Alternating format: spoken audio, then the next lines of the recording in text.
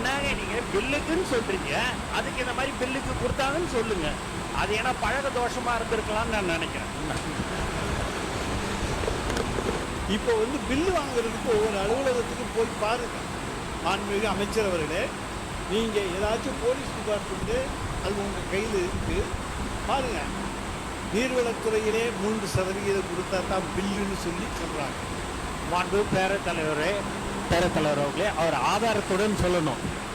அது பழைய காலம். அது இந்த காலத்துல ₹1 நாங்க வாங்கினோம்னா இந்த இடத்துல நாங்களே எங்களை உட்கார வைக்க மாட்டார் எங்களுடைய முதலமைச்சர். அதனால ஆதாரத்துடன் அவர் சொல்லணுன்றதை நான் கேட்டுக்கொள்கிறேன். இல்ல மாண்பு உறுப்பினர் அவர்கள், நீங்க வாயால பேசுறதெல்லாம் கரெக்ட். அதெல்லாம் நீங்க உங்களுடைய காலத்துல நாங்க தான் சொல்றோம்ல, நீங்க நிரூபிங்கன்னு சொல்றோம். நீங்க